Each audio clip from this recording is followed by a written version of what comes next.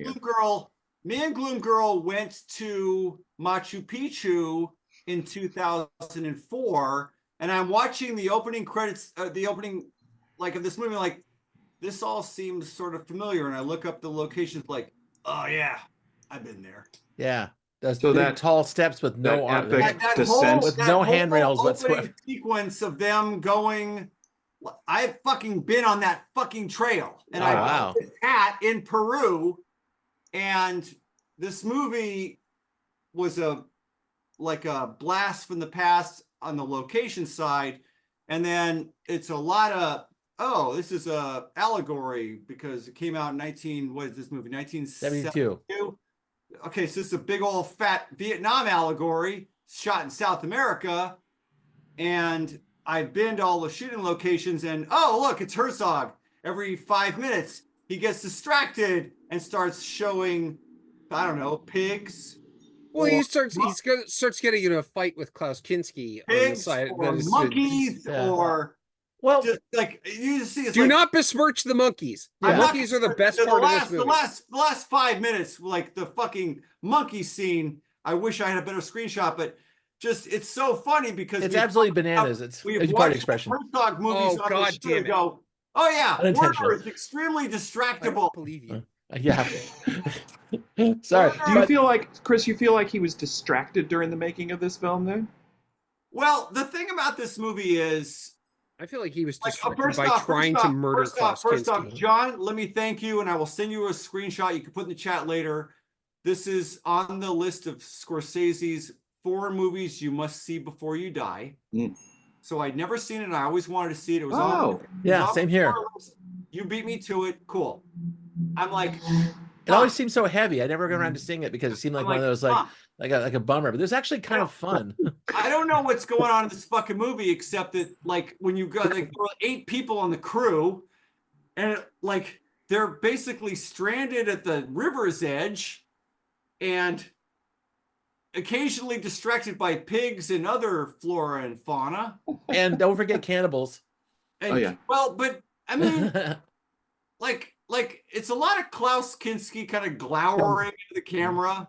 Yeah. And well, you know what? If you're going back to the historical, the meat of this movie is not particularly robust. No. There's a lot of like, wow, like this is kind of amazing for no other reason other than there were like 8 people on the film crew shooting in the middle of the jungle, and that's kind of cool. Yeah. Right. But at the end of the day, like it feels like a 45-page script. It's 2 steps removed from, I don't know, Apocalypse Now / Aliens. Oh, stop right there. Francis Ford Coppola has got some explaining to do, man. No, Francis Ford Coppola has specifically said that this movie was an inspiration. Well, yeah, it's a very big inspiration. Yeah, well, never get off the improvised. Yes, of course it does, and I'm sure Heart of Darkness. I'm sure Heart of Darkness was an inspiration for Herzog too. Yeah, but this is like you get like this is Apocalypse Now meets Aliens. Like it's that, you know, they get in the middle of the jungle. There's no nukes in this. There's no Bill Paxton. What are you talking about? Like a bunch of guys not realizing, oh shit, we're surrounded by natives with spears and we're all going to fucking die. I mean, several people realized that through the course of the movie, and they immediately you could say it's more like and you know when I realized it, when I saw those idiots hucking a giant cannon down the hillside on the trail in the first scene, it's like, oh, these idiots. That's how I think that's how conquistadors work. They brought all their hardware with them. But John, you're making like John, like we go from we're on a trail, there's a bunch of royals / natives on this trail, and all of a sudden we're at the bottom of the fucking trail and something has fallen off the trail and exploded. Right. Oh, right. Yeah. And now we're at the edge of the water where we were going to spend 75% of this movie easily. I love this scene where he's like, we have to get the rust off of this cannon. Like, don't get the cannon in the water. Right. Well, he didn't want to waste time picking up those bodies. Well, the thing is, everybody's taking them back. Yeah. Yeah. No kidding. They have to get buried in consecrated ground. What if instead of that, I'm still leaning on this cannon and then? Yep. But It looks like this film was very hard to shoot. I mean, I'm sure it was an achievement. That's what I was thinking the whole time. I can't imagine why Klaus Kinski wanted to murder Werner Herzog for years and years. And yet, what did they do just a few years later? They went back into the goddamn jungle, and this time they tried to haul a fucking steamship. They actually did. They did. So he just did. It's the same plot, basically. Do you think it's just that the same film with a better budget? It kind of is. It's kind of the same story. God damn it! You have to make the Fitzcarraldo banner at this point. I will. I will tell you, it was. It's my pick. It was all I could do not to fucking pick Fitzcarraldo. Yeah. Well, this was and Burden of Dreams. I hope. Yeah. Well, I just kind of I kind of dug the vibe of this film in terms of it being really shot basically off the cuff. They just went out there with. Werner Herzog famously does not storyboard anything. He doesn't storyboard anything. No kidding. Improvises in the morning. We get there. Yeah, he's just they're just trying to keep all the film stock dry, basically. Chris was like, it's like a 45 page. No, I said that. No, or John said that, but no, it absolutely was not. It was but like what a great 4-page script, and then the rest of it was like, what if and to be as good to strangle this monkey? But to be as good as he is, that's a monkey. Sure, monkey right here. It's kind of incredible. It is. It's an achievement. It's an amazing film. It's an achievement. It can't be fun to work on his pictures at all. But fuck no. But what he creates, ultimately what he creates is such a singular sort of thing in many ways. Yeah. That you go, there's nothing like the last 2 minutes. Also, you could draw a line between around the raft. Yeah. You could draw a line between this and Proof of Life, though. Proof of Life kind of felt like this a little bit. These guys are out there; they're isolated by themselves while guarding that castle in Greece. Yeah, it kind of there's a kind of a proto version of this film in there. So is that I don't even know that film. Is that Herzog? We saw it, dude. We watched it. That's one of our Signs of Life. Signs of Life. Sorry, no, it's one of my favorite films. It was my top pick that year. Yeah. With the fucking umbrella. With the windmills, and it's like, what the hell? Oh, it felt again. I could see the through line between what'd you call it? Signs of Life. Yeah, this one. I guess it's a German word. I'm trying to use the English one. But, something. Yeah, exactly. But if only Jim were here. I want to talk briefly, if I can get a hold of this thing about the horsey. Oh, that was the one scene that actually kind of made my heart thud a little bit, because they threw the horsey off the raft. The horsey went ashore and was staring at him as they're going away. That's what do you think the horsey was thinking? I'm thinking I was halfway between where are you going? I'm your horsey. The other hand, I was like, why do you keep saying horsey? Because I'm anthropomorphizing my experience with the horsey. That's why I'm saying horsey. Anyway, it's not. But anyway, I'm guessing work. The horsey's thinking, you know what? Fuck you guys. I'll be fine. No, he won't be fine. Well, for a while. Well, for a while, because they're apparently scared of him. Yeah, they are. Well, no, one person is scared of him. Aguirre is scared of him and is just like, throw him off the boat. So is the fat emperor. That was pretty funny. He was annoyed by him. The horse. He was like, that horse is annoying. Get rid of him. It's like also they threw him off the boat twice. Like it does happen earlier on too. And it's like, actually, we need the horse back. Yeah, we do. If anything, it's like a source of protein later on, but that's why they got pissed. Well, about that's what that guy said. He's all. You just lost us a lot of meat. We could have ate that damn horse. So Horsey's like, you know what? Again, in a way, maybe Horsey's better off. I think Horsey's better off for a while. At least he's got a fighting chance. Objectively, if you take the backstory of Herzog went into the jungle with a crew of 8 and shot this movie. I have a hard time. Again, you said a crew of 8 several times. Everyone was on the crew. Like all of the actors were also on the crew.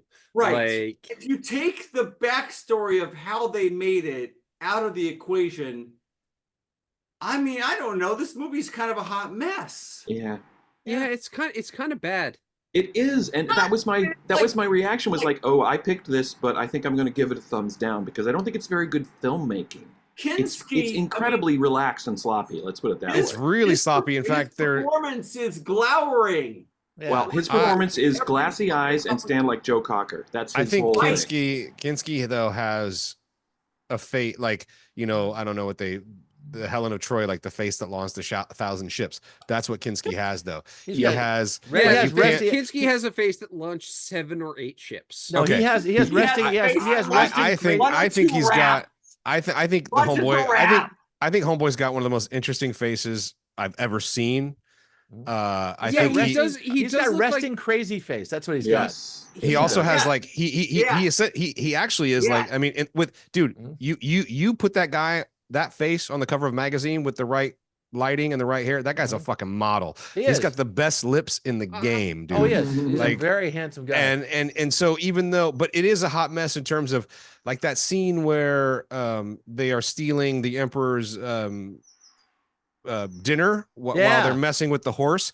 You can literally see them waiting for action. Like they're all standing there, and it was kind of like Herzog's all, okay, now go eat the food, and they go, oh, okay, and they go down. There's and they start eating. There's so much of that in this film, and there's so much where you just didn't get coverage. Like when Kinski's big scene where Aguirre like rebels and shoots Orso or whatever his name is. And the other guy, they didn't even show it. You don't actually ever see the gun in his hand. It's just the guy's. The bullet wounds appear on their chests. But I kind of liked, but sometimes coverage, man. But sometimes that's he a cool only had thing. One Maybe camera. there wasn't any. Maybe there simply wasn't any. But sometimes there is one instance where you're like, I think that was on purpose and it was really rad. It's when they hung Ursoa for real, and they cut to the guy just eating corn and he's just talking and the guy's hanging. And they didn't show you. They show him put the noose on him, and then they just cut to his body just hanging, and the guy's like eating corn and talking, and they're like, that seems deliberately like artistic and cool. It's like they don't need the moment. It's just they don't give you the moment. I'll buy that. They only had one camera, and it was a camera that Herzog stole from a local film school. That's true. He stole from film school. Yeah, he had not his film school. He didn't go there. He stole it from a film school that was close to where he lived. I mean, if anything, he's a fucking maverick for real, which is rad. Oh, absolutely. No, I'm gonna actually oppose John a bit and say that this film is okay. In some ways, it's a hot mess. It was filmed off the cuff. It is in the jungle. Mess. The hottest. But the thing is, it's a hot mess about a hot mess. These expeditions are just slipshod and stupid. They're bringing things it didn't need. Well, I was going to say, he shot it in sequence, and it's a little bit. He shot it in sequence, so it is kind of they just went down the goddamn river. Let these guys go down the river. They don't get rid of them. They actually two. Yeah. Well, no, you can only go downstream. The opening. You can never go back upstream. I think they kind of lost it, but I would say like the first 25 minutes is kind of hypnotic, actually, too. The whole thing's kind of hypnotic. So, has anybody else besides me and Gloom Girl been down there? No. No. So I'm not allowed. So Gloom Girl and I went down there in 2004. I'm wearing a white sweatshirt so I don't get a suntan in Seattle. So we were down there for, I don't know, 4 or 5 days. Where is this? Where is it? South America in general. Machu Picchu. We were in Cusco on our way through the Ollantaytambo Valley to go to Galapagos, to Machu Picchu. And so we had a local guide who basically explained to us all the fucking shit the Spanish did that the natives were completely not okay with. Oh yeah, I'm sure there was a lot. And it was a lot. Oh, everything? Yeah, basically fucking everything. Oh, the fucking Spanish showed up here and they tried to convert us, and we did everything we could to basically undermine them. Blah blah. They gave blah, us plague blankets and correct. That was more of a North American thing, but yes. No, they did in South America. Don't worry. Totally everywhere, dude. And so I this is 20 years ago, so I have this in my head when I'm watching this movie, like, oh, this is what he was fucking talking about. Yeah. Which is the fucking Spanish coming down here trying to define everything, and hubris gets the better of them, and half of them drown in the river and the other half of them die. It's not specifically historically accurate, but the gist of it is... It's not, but it gets the tone right. That's the thing. They're looking for the Spanish. Don't forget what they're looking for. I love the grittiness of the actual production in terms of like costume and sort of props. Like I feel like a lot of movies, dress up that shit and make it kind of romantic. Yeah, it's very artistic. I mean, I'm sure that's probably a resource thing here for sure. It is, but it totally lends itself to what it is. I think it does. It feels like authentic. It feels didn't you love it when they were on the trail? How it really felt you're just watching a documentary about these people in the 1500s. Yeah.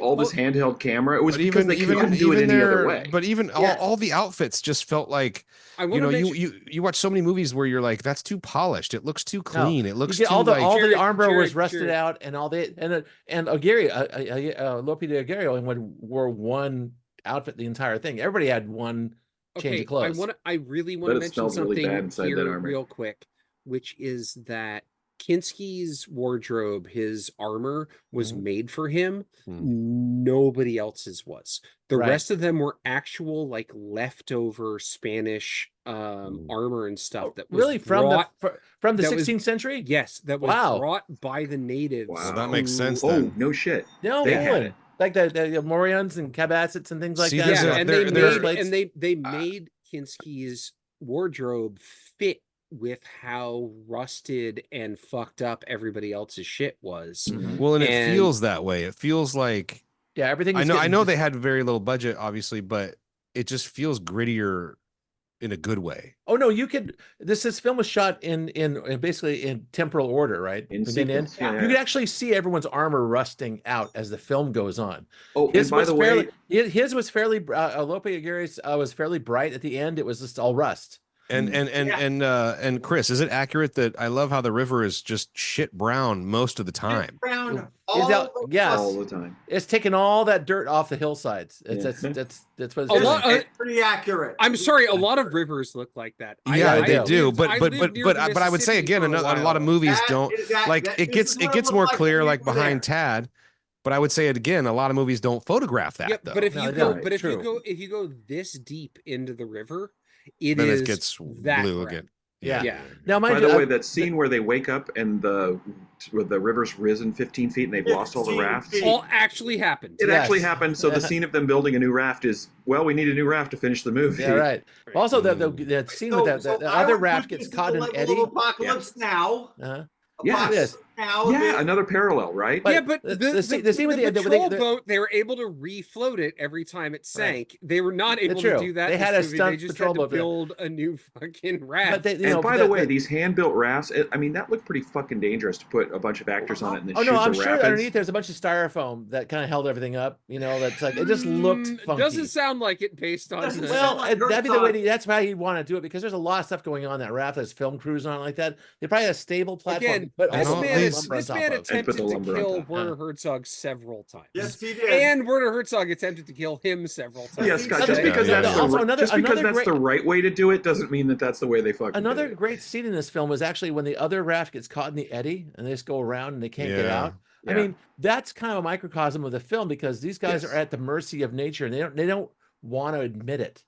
It's like he's only. Well, Aguirre is the one that's like, fuck them. No one can rescue them. You know what I mean? He's like, fuck them. What are we gonna do? Like I said, when you see them, guys and try, and then they all get killed by cannibals, basically. Yeah. Like I said, in the first 5 minutes, when you see them hawking that cannon down the hillside on that little trail, and then they lose. What do they lose? A box of chickens. Yeah. It's like, and then they're carrying the women in those. I don't know what those are called when you carry people sedan chairs. Sedan chairs. It's like, what the hell are Why you they do it? What are they doing? Dude, those poor girls, dude. Those poor women. Yeah, they didn't want. They're supposed to be there at all. Oh my god. One wanders off into the woods, never to be seen again. For one thing, that fucking thing carried by those guys on that trail. Oh man! But why the fuck were they even there? Like, Pizarro asked that same question in the film. Said, "Why are they here? They did not be here." But that shows you that's. And I'm not, and that's not a sexist thing. I just feel bad for them. It's the hubris of the whole thing. How insane and disorganized and hubrisy, like you said, John, this whole thing is. Yeah. This is that's why I said, they're doomed from the beginning. The first. This is white guys. These guys are fucking doomed. Yeah, this is white guys being obsessed with which is kind of the part of what makes it so epic and memorable. Is just like God. It's just technically they're not white guys. They're white guys because this is a German film, but. No, they were white. They were white guys. They're from Spain, as opposed to Spanish people are white. Yeah, Spanish people are not fucking white. But actually, it's not about that. It's actually about European values. These guys are looking for gold because that fits into their European values. They're not here to explore. It's about Vietnam. Actually, I heard that Herzog is making more about Hitler because of Aguirre was such a bit of a dictator. Hey, I'm just reading what I'm telling you what I read. That's all. Could draw a lot of parallels, probably. Yeah, exactly. Vietnam. Chris votes Vietnam. Okay. No, maybe I think Let the record show. Now. Well, going to a place with a certain objective and completely fucking failing. I mean, that kind of sounds like Vietnam. That's true. It's a robust theme. How's that? Yes, indeed. That's good, Scott. Right. So I wanted to and jungle, literal jungle. Another 70s film that I thought of when midway through watching this, I realized that I was being lulled into kind of a hypnotic state. And it's like, what does this remind me of? It's like, okay, there's another 70s movie that you guys might have seen called The Valley Obscured by Clouds. And it's not set in the 1500s. It's just these people looking for this valley in South America. And it's a good title. I've not seen it. It's a great title. And they just wander through the forest. And there's Pink Floyd instead of Popol Vuh. That's probably why I avoided it, but okay. Music. Go ahead. And then the very last scene, spoiler alert, they get to the top of a hill, they look down into the valley, it's full of fog, and they go, there it is. Roll credits. Oh. What? I assume they found a rock and turned it over and it said peace That's on kind earth of awesome, actually. Yeah, peace on earth is all it says. But there's this movie has this weird combination of sort of you're enchanted and you're bored at the same time. And I was a little bored, I have to say. I mean, for what it's about, there's a lot of shots of people just standing around staring. I wasn't really bored in this, though. I was not bored. Really. It's actually tidy. It's 90 minutes long. It's captivating. No, but not much happens. Not much. Not much happens, but not much happens. But I think it has a feeling of like what's gonna happen. So you kind of are like, it kind of carries you through. Hey, yeah, you're like, John, is you're saying nothing gonna happens? happen? Tell that to the horsey. What is wrong with you? Stop saying horsey. Tad doesn't like horsey. I think it's adorable, Scott. Thank you. I don't think it'll be a while before I rewatch this, but all right, yeah. I've always wanted to see it, so thank you, John. This is a one and done for me. I think. Right? Hold on. Aren't you glad you saw it? I am very. I am glad I saw it. Hold on. 1972. Yeah. For me, the context is this movie was shot at a time where dragging a camera to the middle of the jungle to shoot this was a novel fucking idea. Yeah, no, nothing like it. Nothing like it. Fucking credit. Right. Yeah, nothing like it. Yeah, for sure. Nothing like it at the time. It's probably an area. Almost even now. Now it'd all be CG garbage. Yeah, he probably took drone shots. And drone shots. Like you can't do this. No, if they remade it, it would be a completely different thing. But you see how big an Area 2C is? That's the one he stole. It's only about this big. Hundreds. The magazine top. It's not a small camera. Hundreds of monkeys. The monkeys part was cool. I liked how he got the monkeys. Yeah, just stole them basically. So many monkeys. Oh, John, you have no. I will say. He pretended to be a fucking vet.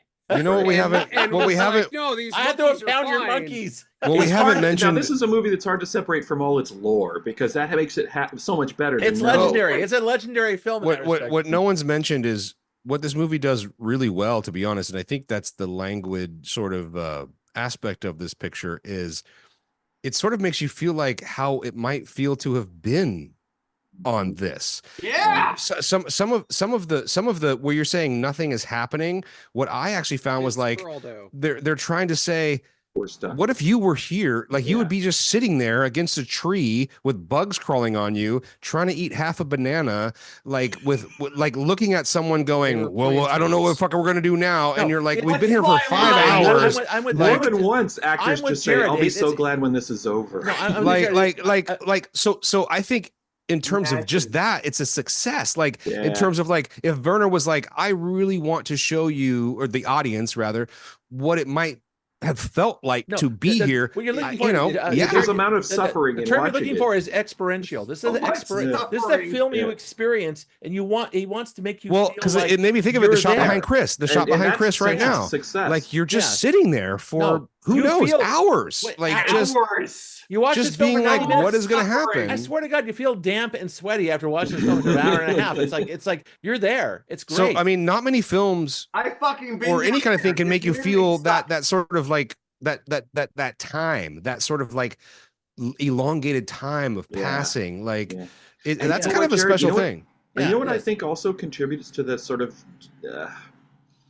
not verisimilitude. It's the opposite. It's like a dreamlike quality. Yeah, is the audio is terrible. It's the music, however, is fucking awesome. What is?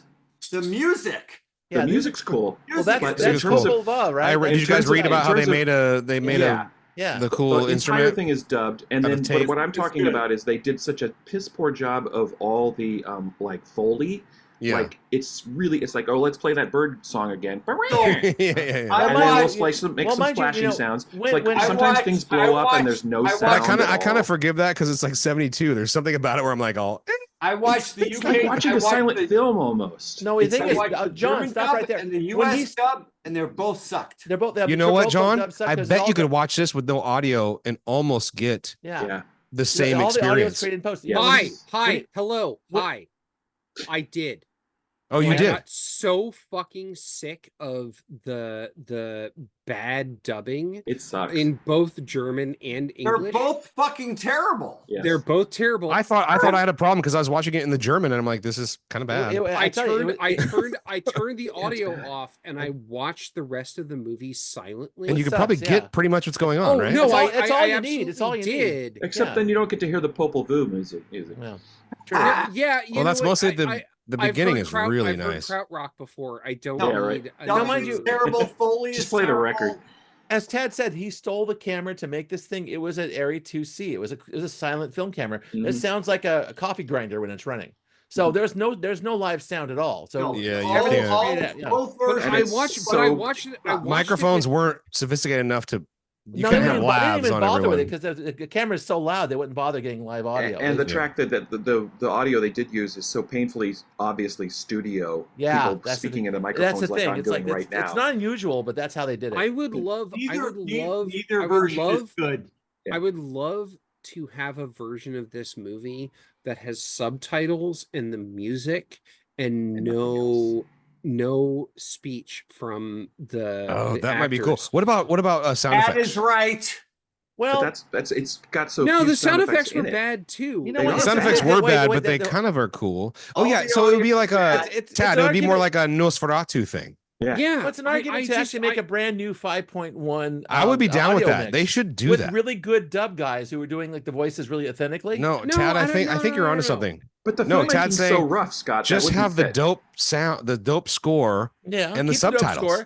The subtitles. But the thing is, just if you're gonna do the voices, do them right. Do them, you ever see Seven Samurai back in the day? The early dubbing was really terrible, or the subtitles were really bad. They're real stilted, right? Like, and then later on they redid the subtitles like a couple of years ago, and they're fantastic. Same thing, just update it. I know, but I think the 80s. I think Tad's talking about though. It'd be cool to have just a different version. Yeah, me too. So like, what if you added it to add it to the roster? Like, so have these versions, and then be like, hey, here's the one that's just score and sub. Yeah, right. You're done. There's so many versions with much better audio effects, sound. Yeah, and you could choose to watch that. You put that on with your friends or at a party. It's amazing. Probably would be. Yeah, I want to give John. I'm going to end up giving this movie a thumbs down, and it's primarily for the audio. I want to give John the last audio word, made me turn the audio off. All right. After you're into it for a certain amount, like I just go like it's sort of like when you get used to something, you're just in it. As I was telling Chris, it's a product of its time. This is a speed racer era, so the dubbing is not going to be that great in either way, German or English. But it's all shot in English, and they still can't speak English. Like I tried both. That's versions. the thing. That's right. So John, last word. John, give us a final word. Version, and I tried the American version, and both of them were bad. Hey, and I was like, "What are you talking about?" One was good. What if I just turned the audio off and just enjoyed the visuals of this movie with the subtitles? And like it got a lot better. It got a lot better at that. Scott, so I'm sure they cleaned it up, but it's really crisp. I know, and I appreciate you trying to give me the last word, but look at these guys. It's not going to happen. So I know they got. No, we will when we're done. What the fuck, right? Okay. I don't even know if I need the last word. I kind of said what I had to say. I don't know. You're the Stillwater's Run Deeps kind of guy. So thanks, man. Well, I am sad about the horsey. So thank you. That's all I want to know about the horsey. That's the thing. That's very important. No, I mean, I wanted to see it again because literally it had probably been like 40 years. I saw it in the 80s at the Plaza Theater, and it's like, there's something about that. I need to see it again. So I'm glad I did. It's rougher and more challenging of a watch than I remember. But again, I'm glad I saw it. So I'm giving it. Are we doing okay? Good thumbs. 3/4. I'm glad I saw it. Yeah, I'm giving it. I think it had values and ideas that transcended the film itself. Again, playing the backstory. I've always wanted to see it, and for all its flaws, I still think it's something kind of special.